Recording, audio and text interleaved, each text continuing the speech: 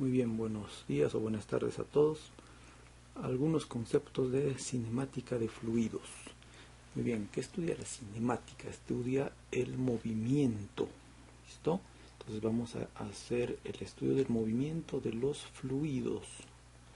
Vamos a ver algunos conceptos importantes. Campo de flujo. Es cualquier región en el espacio donde hay un fluido en movimiento. ¿Listo? Para tener una idea, un campo de flujo, por ejemplo, puede ser podemos imaginar como una tubería, ¿no? Donde está pasando un fluido. Entonces, existen diferentes campos. Podemos hablar de campo de presiones, campo de velocidades, campo de aceleraciones, etc. En cinemática vamos a hablar del campo de velocidades. Y para el campo de velocidades tenemos que hablar de cómo es que nosotros podemos caracterizar la velocidad en un fluido. Para esto vamos a apoyarnos en un gráfico. Existen dos formas de describir el fluido, ¿ya? El método euleriano y el método lagrangiano. Entonces más o menos podemos hacer la analogía con una calle. Aquí tenemos una calle, ponemos aquí una intersección. ¿Listo? Entonces podemos describir el fluido de dos formas. Vamos a hacer la analogía con una calle. Una forma es que yo me pare acá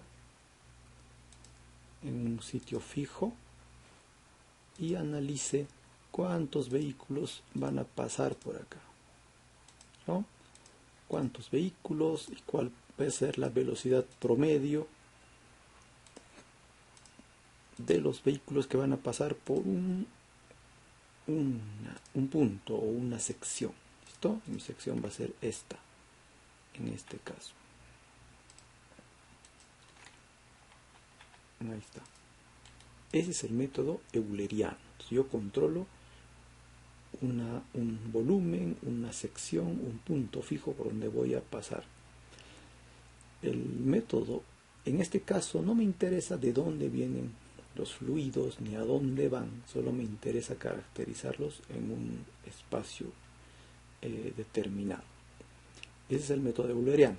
El método lagrangiano es si yo, por ejemplo, agarro uno de estos vehículos, me subo y intento ver qué cosa es lo que pasa con este vehículo en su recorrido, ¿no? Qué velocidad tiene, si acelera, si desacelera, si va a la izquierda, va a la derecha, si frena.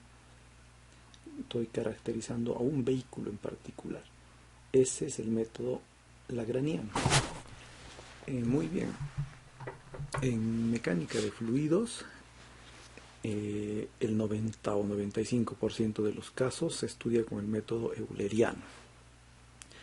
Solo algunos temas muy particulares, como por ejemplo, hace poco se hizo un estudio de cómo las gotitas de saliva, ¿no? Por este tema del COVID, salían disparadas a diferentes lugares, ¿no? Entonces tenías que hacer el modelamiento de la trayectoria de una gotita misma, ¿no?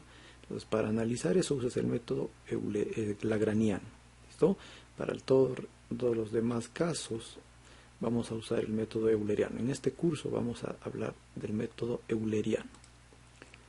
Muy bien. Entonces, siguiendo el método euleriano, vamos a caracterizar la velocidad asignando nosotros una trayectoria.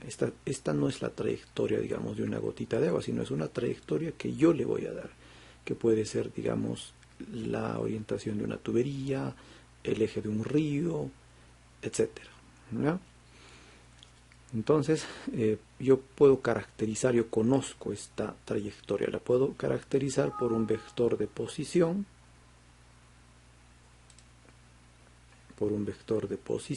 R, que es función del tiempo, o la puedo caracterizar por la ecuación de esta curva. Si la caracterizo por el vector R, entonces este vector R, que es función del tiempo, tendrá dos o tres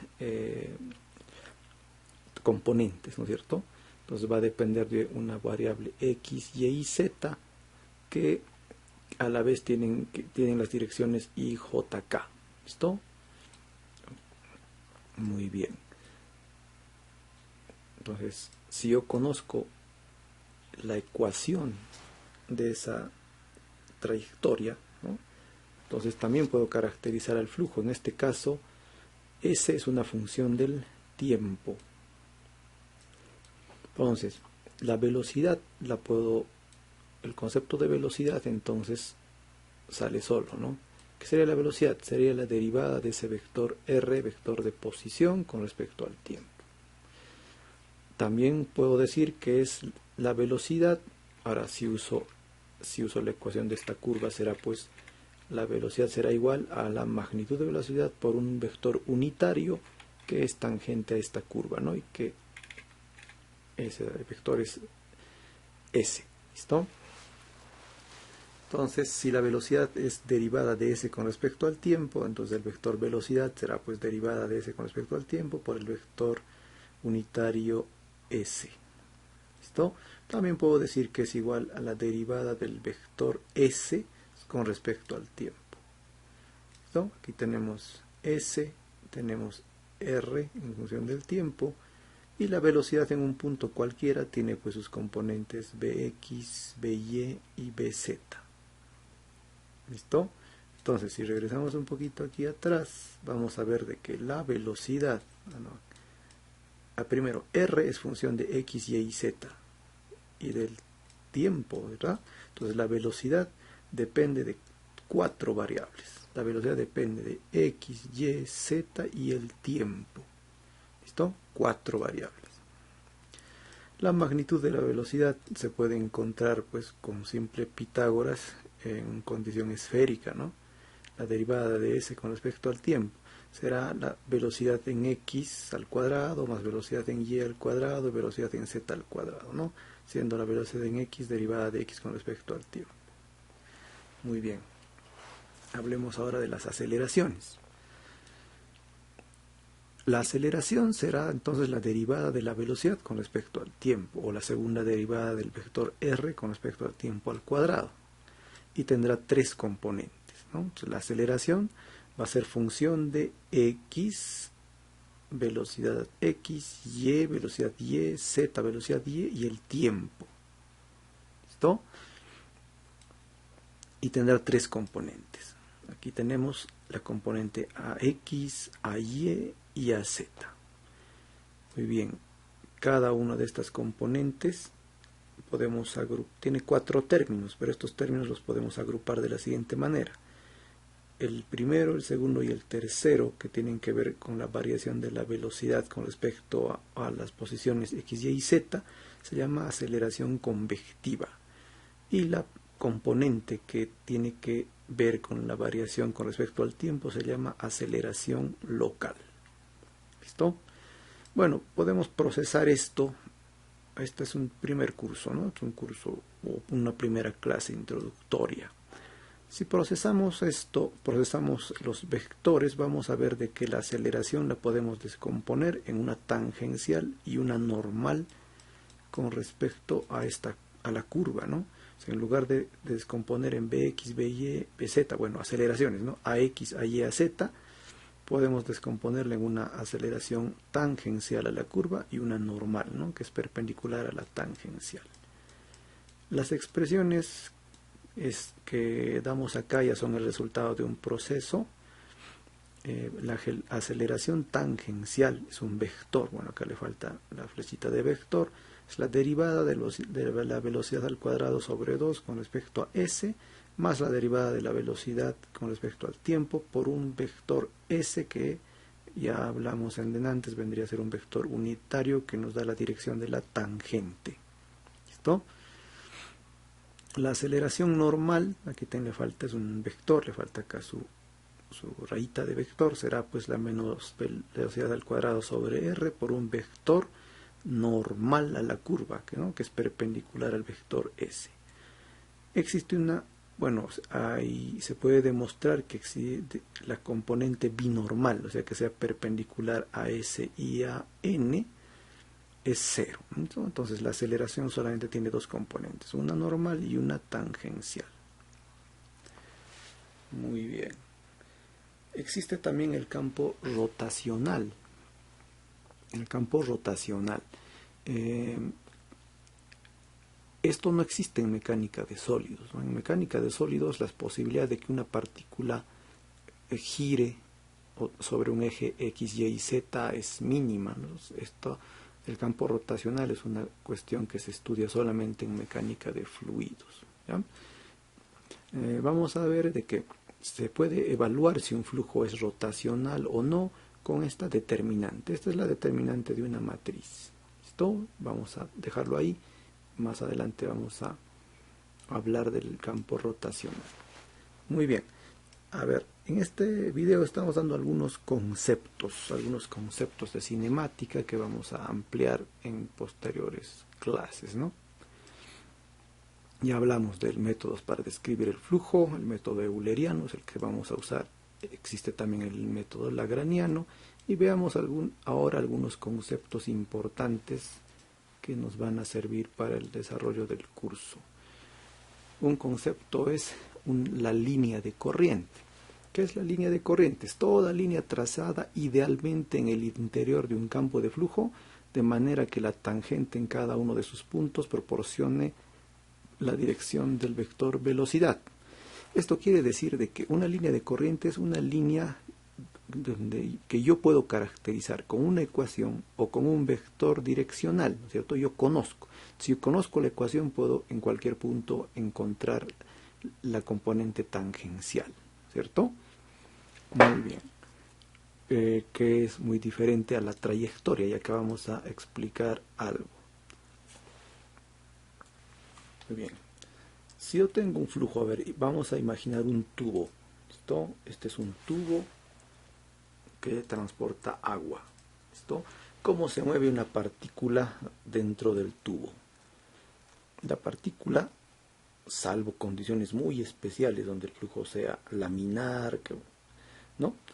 Se mueve pues en una forma bastante caótica, ¿no? Lo podemos dibujar, yo que sé, así. Una partícula puede moverse en una forma bastante caótica, ¿no? Sin un patrón regular.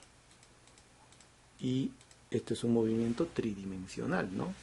Yo estoy dibujando una línea bidimensional, pero es un movimiento tridimensional. Entonces, ¿se imaginan ustedes seguir la trayectoria de una partícula con el método lagrangiano? Sería pues una locura, ¿no? Dentro de un tubo.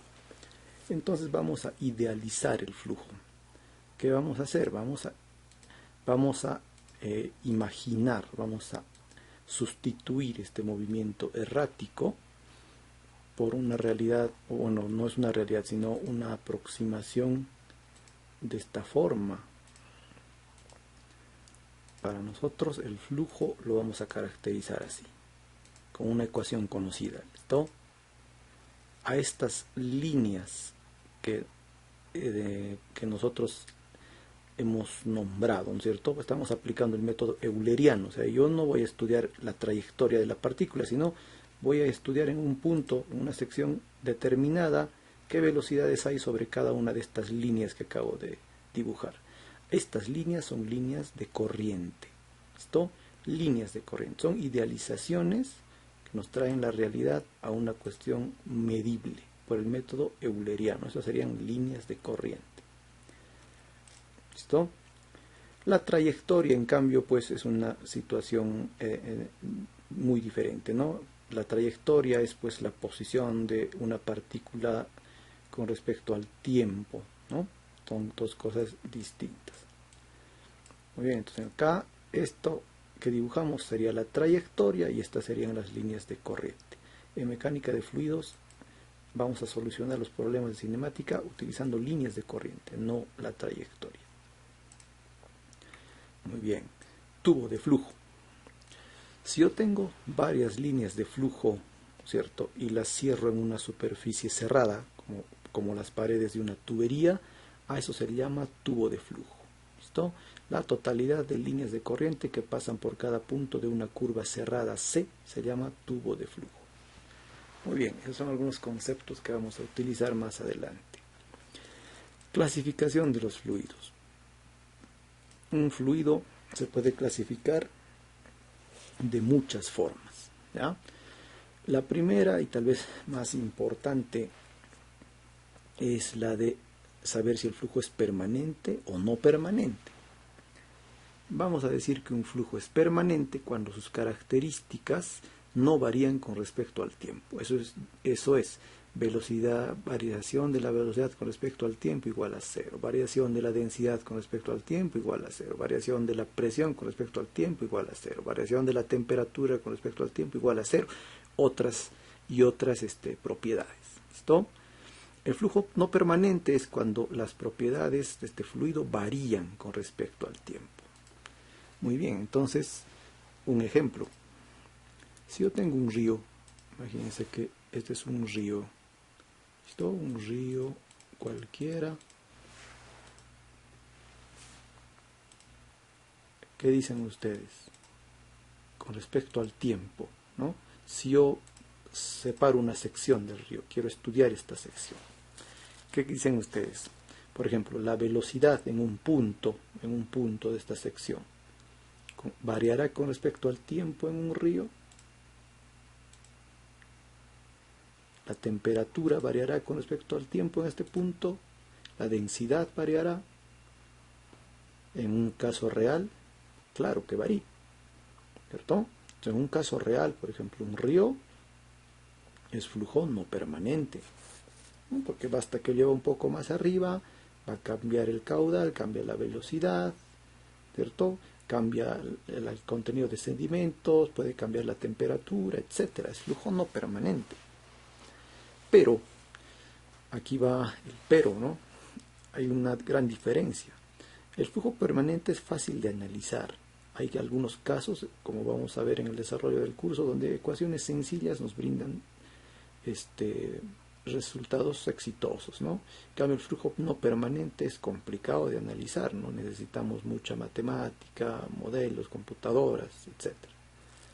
Pero, afortunadamente, la mayoría de los casos, ¿no es cierto?, se pueden reducir o idealizar hacia un flujo permanente. Es decir, si yo quiero medir la velocidad media de este río, ¿listo?, media diaria, o sea, diario a la misma hora voy a medir la velocidad de este río.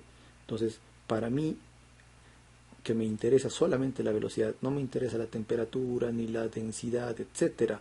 Para mí, este es un flujo permanente, ¿ya? Porque no voy a considerar las variaciones, digamos, que haya precipitación aguas arriba, etcétera, ¿no? Yo solamente quiero estudiar la velocidad media en un determinado tiempo. ¿Listo? Entonces, para mí, este es flujo permanente, o durante un evento, digamos, puntual. A ver, por ejemplo, quiero estudiar qué velocidad va a tener este flujo para un caudal máximo, ¿no? Una avenida con 100 años de retorno, tal vez. Entonces, en este caso, yo considero una sola condición, entonces para mí el flujo es permanente y lo puedo analizar como permanente, siempre y cuando esté analizando, digamos, la velocidad media, ¿no? Muy bien. Ese es entonces el flujo permanente. Otra clasificación es la de el flujo uniforme y no uniforme. El flujo uniforme es cuando el vector velocidad no varía con respecto a la posición S. ¿Listo? Y el flujo es no uniforme cuando sí existe una variación de la velocidad con respecto a S. Volvamos al ejemplo del río. Si esta vez tengo dos secciones, ¿cierto? Dos secciones. Acá sí, ¿no? La velocidad media en este punto será igual a esta. No, ¿no es cierto? Este sí es un flujo no uniforme. ¿Listo? No uniforme. No lo puedo volver uniforme, ¿no? ¿Cuándo tendría un flujo uniforme? Por ejemplo, cuando tengo un canal, ¿no? Un canal. Aquí tengo la base del canal. Aquí tengo, que es una sola pendiente. Y aquí tengo el tirante de agua. ¿Listo? Tirante de agua.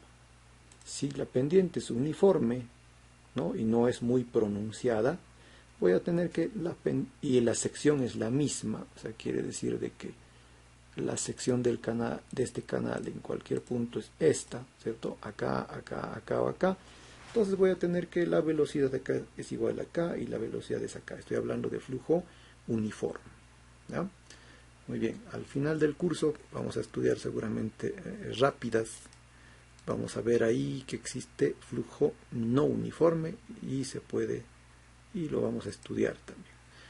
Muy bien, el flujo uniforme es mucho más fácil de estudiar y caracterizar que el flujo no uniforme, pero no es tan restrictivo como el flujo no permanente. Muy bien, otra clasificación es ver si el flujo es unidimensional, bidimensional o tridimensional. El flujo, vamos con el unidimensional. Dice que un flujo es unidimensional si las características del flujo varían como funciones del tiempo y una coordenada curvilínea en el espacio. O sea, si yo estoy estudiando una trayectoria como esta y el flujo se mueve a lo largo de esta trayectoria, estoy estudiando flujo unidimensional. ¿Listo? A lo largo de una línea curva unidimensional. Entonces, por ejemplo, en el río, acá depende qué estudio, ¿no? Si estoy estudiando la velocidad media, ¿cierto? O el efecto, digamos, erosivo de la velocidad media, estoy hablando de flujo unidimensional, ¿listo? Para que sea bidimensional tendría que existir movimiento perpendicular a esta curva, ¿listo?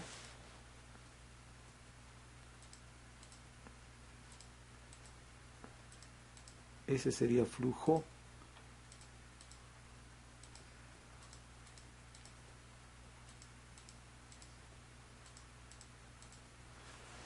bidimensional. ¿Listo? ¿Cuándo sería esto? Si estoy estudiando este río, es el mismo río, pero ¿qué pasa, digamos, cuando este río sale del cauce e inunda, yo que sé, áreas de cultivo, áreas pobladas, ¿no? Entonces, ese movimiento transversal haría que yo esté estudiando un flujo bidimensional. Tridimensional ya es pues que aparte de un perpendicular tendría que haber un perpendicular en Z también, ¿no? Perpendicular a la pantalla. Ese sería un caso tridimensional. ¿Listo? Flujo laminar o turbulento. Reynolds propuso un número adimensional para caracterizar el flujo y clasificó el flujo en tres etapas, ¿no? Tres rangos: flujo laminar, flujo de transición y flujo turbulento. Y para eso introdujo el número de Reynolds. ¿Qué es el número de Reynolds? Es la relación entre las fuerzas de inercia de velocidad y las fuerzas viscosas.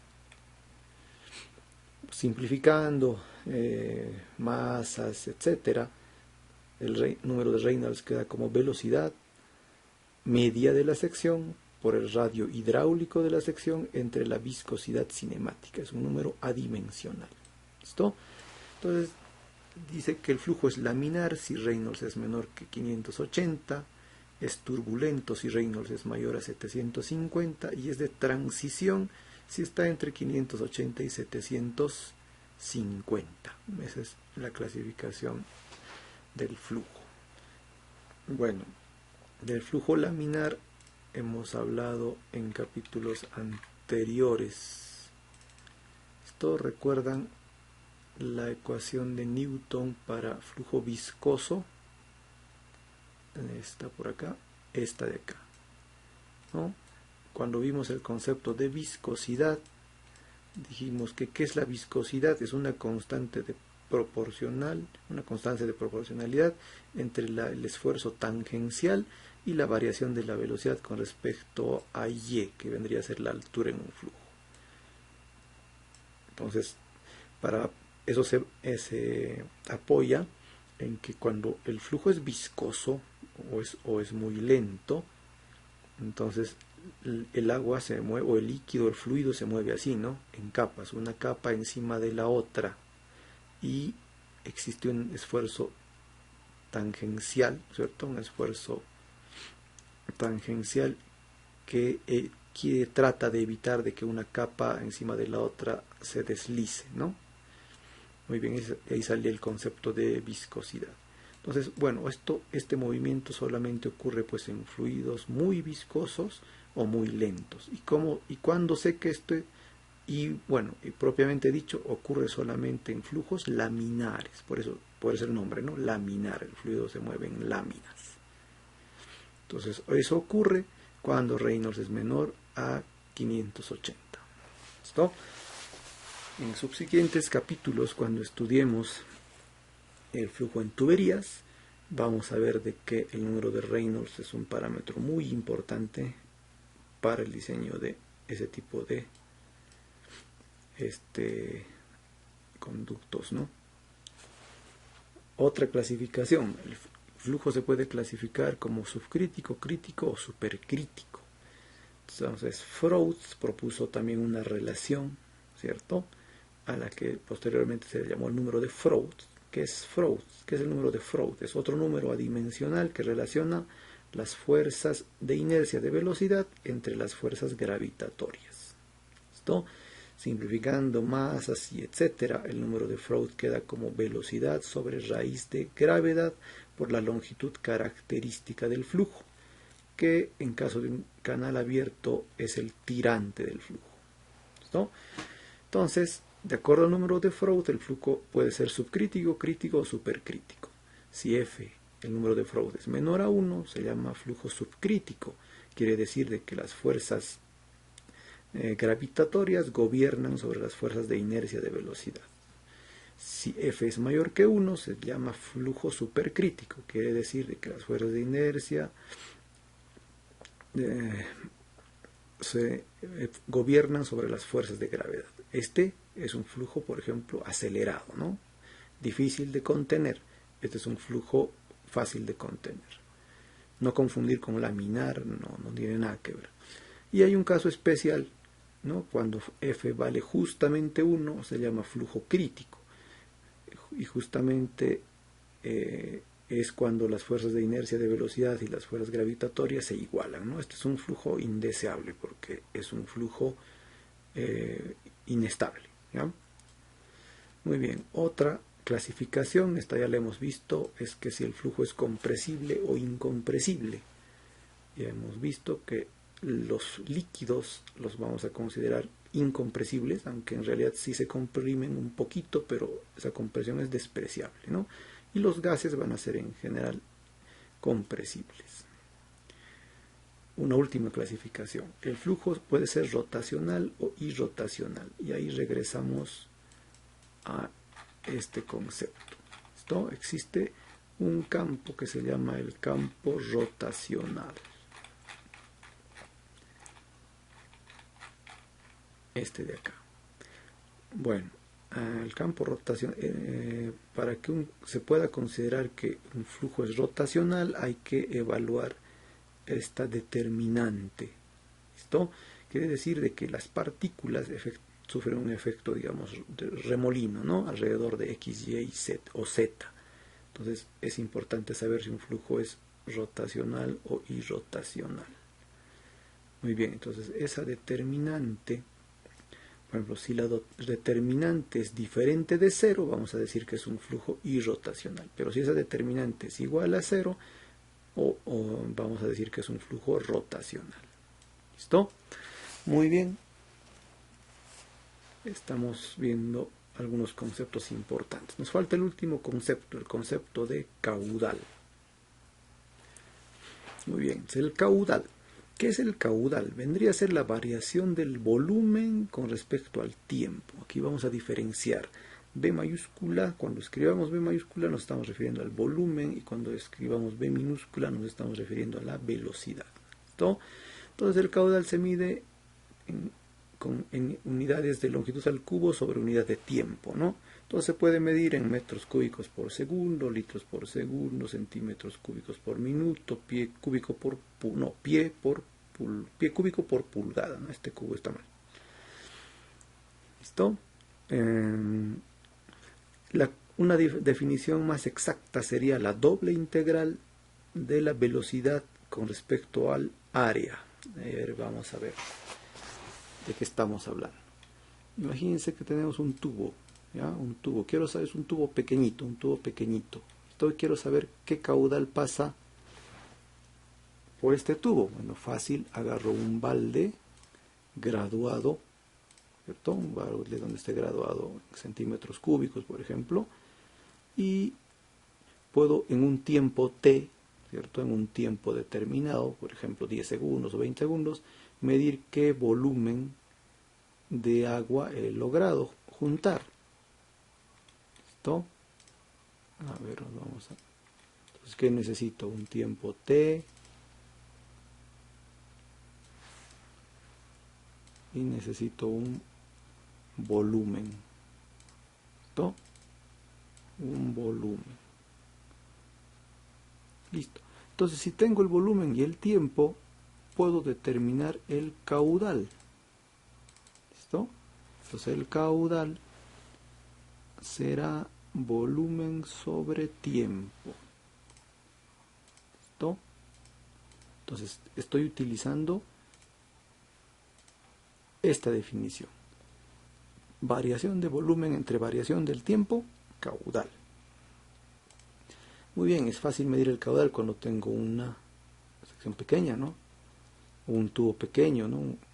Pero imagínense que tenemos un río, ¿ya? Un río grande, ¿no? Que no podemos, es un río grande, ¿no? Tiene una sección que la puedo conocer con un levantamiento topográfico, ¿no? Pero no es una sección regular. Y tengo, bueno, esta va a ser la línea de la superficie. ¿Listo? Esta línea va a representar la superficie. Yo quiero saber el caudal. ¿Cómo hago? ¿Cómo hago para saber el caudal? Acá no, yo no puedo hacer esto, ¿no? Entonces vamos a utilizar un aparato que se llama correntómetro. Para eso vamos a dividir el río en secciones, ¿no? Pueden ser secciones, digamos, con un ancho constante. Voy a dividir el río en secciones, de tal manera de que en cada sección voy a determinar una velocidad, pero la velocidad la voy a determinar con un aparato, ¿no? Que se llama correntómetro, que dicho sea de paso, pues tiene sus especificaciones, ¿no? A qué altura debo medir, ¿no? Se promedia, por ejemplo, dentro de una sección se promedia 3 alturas, dependiendo también de la altura, ¿no? Una casi arriba, uno al medio, uno por abajo, depende de las especificaciones del aparato en particular. Entonces, pero con un correntómetro yo voy a medir las velocidades en cada una de estas celdas, ¿no? De estas áreas que hemos definido. ¿Listo? Entonces voy a tener, este es B mayúscula, ¿no? Velocidad, B minúscula. Voy a tener la velocidad 1, velocidad 1, velocidad 2, velocidad 3, velocidad n.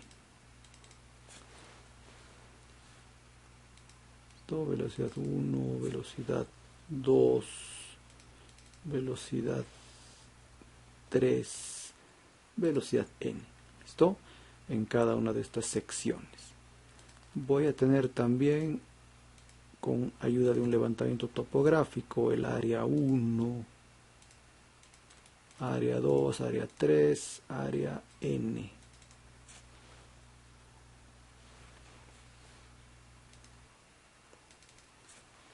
Área 2, área 3, área n. Entonces, ¿cómo voy a obtener la velocidad? Como la sumatoria, ¿no?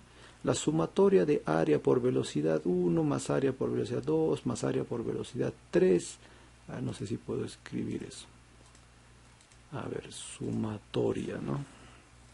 Sumatoria, lo voy a poner acá, sí. Sumatoria de área sub i por velocidad sub i. ¿Listo? A ver, no sé cómo vamos a hacer esto. Y acá hay símbolos, sumatoria, y acá buscamos símbolos, ahí está, acá debe estar la sumatoria. Sumatorias no está, no veo, esto no es.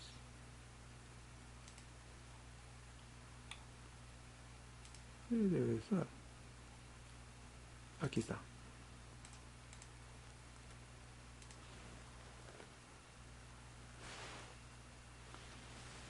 ¿Listo? Entonces esto ya me va a dar el caudal. Voy a escribir allá caudal. Entonces, el caudal me va a dar la sumatoria de área por velocidad. ¿Qué concepto estoy utilizando? Este de acá. Todo el caudal va a ser, bueno, la sumatoria es la integral, ¿no?, de velocidad por diferencial de área. ¿Listo? Esa es otra definición del caudal. Muy bien. Entonces acá podemos hacer lo siguiente. Si yo conozco la sección transversal de este tubo, ¿cierto? Puedo conocer la sección transversal de este tubo. Puedo dividir entonces,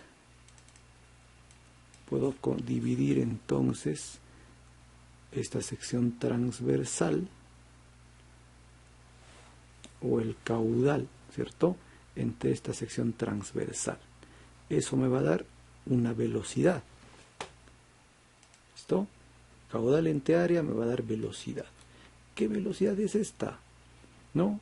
Si yo sé que las velocidades acá no es igual a acá y al medio ni a 2/3. Las velocidades varían en un flujo, ¿no es cierto? Entonces este concepto en el cuando yo divido el caudal entre el área me va a dar el concepto es de la velocidad media. ¿Listo? Velocidad media. ¿Qué es la velocidad media? No es la velocidad al medio, ni es la velocidad a los costados, ni a los 2/3, ¿no es cierto? Tampoco es la velocidad promedio. La velocidad media es el caudal entre el área. ¿Listo? Puedo hacer lo mismo para el río, ¿no? Si yo divido el caudal que he obtenido, ¿cierto?, divido entre el área total, obtengo la velocidad media. Muy bien, este concepto es muy importante, ¿no? Nosotros no podemos medir las velocidades, no podemos caracterizar con precisión las velocidades en el fluido, ¿no? Generalmente las velocidades varían así, a ver, por decir algo. Las velocidades pueden variar más o menos así. ¿No? Más o menos así varían, ¿no?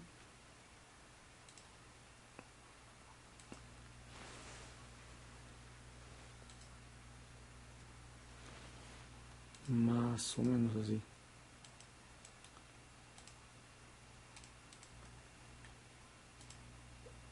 Si yo quiero dibujar las velocidades en un punto, más o menos voy a tener una cosa así. Ahí tengo la variación de velocidades. ¿Listo? Generalmente en los contactos con las paredes tengo menos velocidad, a veces 0, depende de la fricción, etcétera, y la velocidad máxima la tengo más o menos al medio, ¿no? Y esto es tridimensional, porque esto es un tubo. ¿Listo? Entonces no puedo caracterizar las velocidades con precisión dentro de la tubería, pero sí puedo hablar de un concepto que es la velocidad media. ¿Listo? Pero sí puedo hablar de la velocidad media. Muy bien. ¿Listo? Entonces, hasta acá con el video hemos repasado algunos conceptos, ¿no? Que es el caudal, que es la velocidad media, que son las líneas de corriente, que es la trayectoria, que es un campo, que son los tubos de flujo, cómo se clasifican los fluidos y algunos conceptos de aceleración y velocidad. Muy bien, hasta acá este video, nos vemos la próxima.